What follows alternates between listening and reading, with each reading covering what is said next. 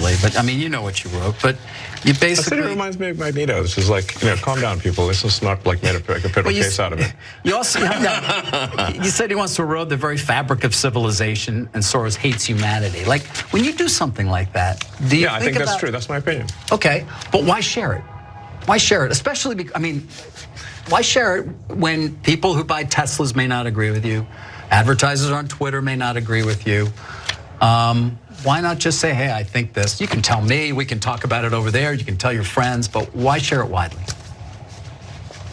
I mean, this is freedom of speech. I'm allowed to say what I want. You absolutely are, but I'm trying to understand why you do, because you have to know it's got it puts you in the middle of the partisan divide in the country. It makes you a lightning rod for criticism. I mean, do you like that? People today saying he's an anti-Semite. I don't think you are. No, I'm definitely. I'm like a pro-Semite, if anything. I believe that probably is the case. Yes. But why would you even introduce the idea then that would be the case? I mean, listen, we don't want to make this a George Soros interview. No, God no. I don't want to at all. Again, reminders throughout that video that this was an incredibly friendly interview. That guy was like desperately trying to help handhold Elon Musk through this thing. But take a look at how much hypocrisy there is in that, and also revelations of who Elon Musk is as a person. Why would you say that? Well, it's freedom of speech. Yes, we get that, you dullard. Why did you say it? We're not saying, can you legally say it? Nobody thinks the government's going to take down by force your tweet. Why did you make the choice to say it? And do you understand that when you say something, people hear it and then think differently of you, perhaps respond as a result of it? He doesn't seem to understand fundamentally what communication is. He thinks, no, you just say whatever you want. Well, to be fair, he doesn't entirely believe that, because he also was getting incredibly uncomfortable about the fact that the interviewer dared to ask about the tweet at all. Because then he said initially, let's not make a federal case out of it. And then at the end, he said, let's not make this a George Soros interview.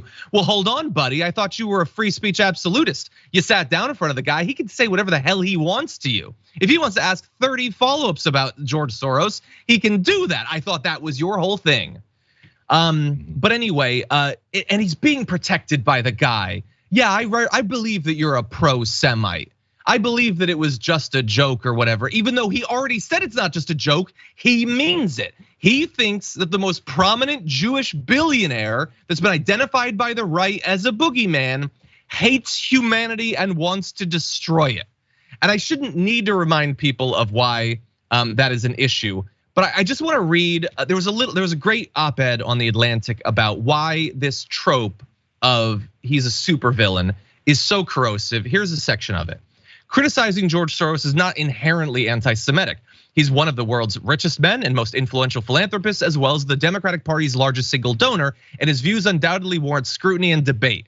But Musk was not taking issue with a particular statement or position put forward by Soros. He was presenting him as an avatar of evil. He painted Soros as a literal comic book villain.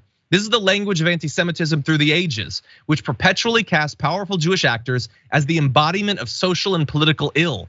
Rather than treat Jews like humans who are fallible and often mistaken, this mindset refashions them into sinister superhumans who intentionally impose their malign designs on the masses, and conveniently distracts from other potential influences on politics. As Thor Benson rightly points out, the first guy is saying the second guy is too powerful. Elon Musk, worth $177 billion, thinks that George Soros, worth $6.7 billion, controls the entire world. And Elon Musk says this after literally unilaterally purchasing a social media outlet to reshape political communication to fit in with his political values. Has George Soros done that? Did George Soros buy Facebook? Did George Soros buy TikTok? No, it looks like there is one billionaire who's going around buying things to radically affect politics, but it isn't George Soros in this case. Jared, I'm curious what they think George Soros has done. Next time someone asks you guys, hey, yo, but George Soros, like, what did he do? When did he do it? How did he do it? How much did he put towards it? How did that thing that George Soros did affect what you're so pissed off about right now? There's no answer for it. As you point out, he's a boogeyman. He's an avatar. He's there as this placeholder for this whole outrage and to say that's what's happening. If there's a DA that's prosecuting Donald Trump, it's George Soros. If there's a police officer that somehow decided to start turning on and talking about the things that have happened, it's George Soros. He must have funded him. Doesn't matter. Hey, you know, I heard, John? We're funded by George Soros. He comes in every day and he goes, hey, what's up, JR? And I'm like, hey, what's up, George? How you feeling, bro?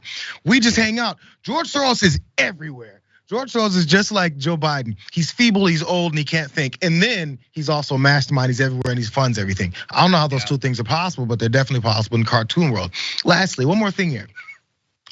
So his opinion is that he's destroying humanity and he's looking to destroy all of human being and everyone around.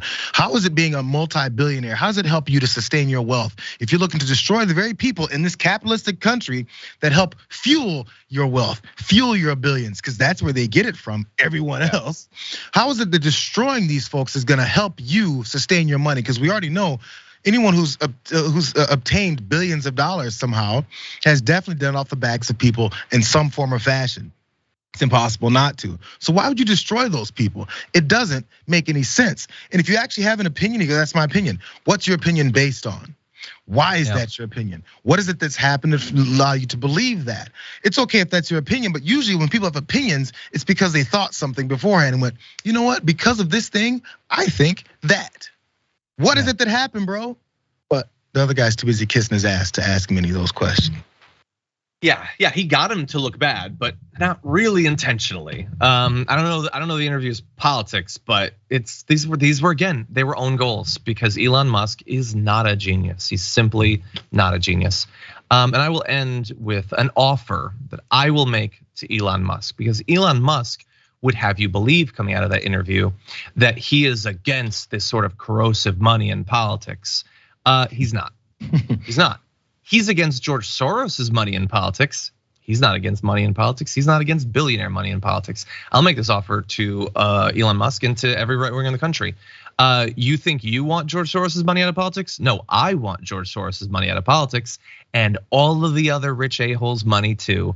Whether it's an individual or a corporation or a PAC or I don't give a damn.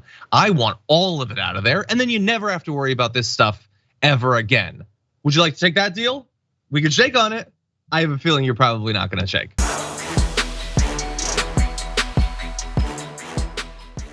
Check out the Damage Report podcast each day, wherever you get your podcasts, whether Pocket Casts or Stitcher or iTunes.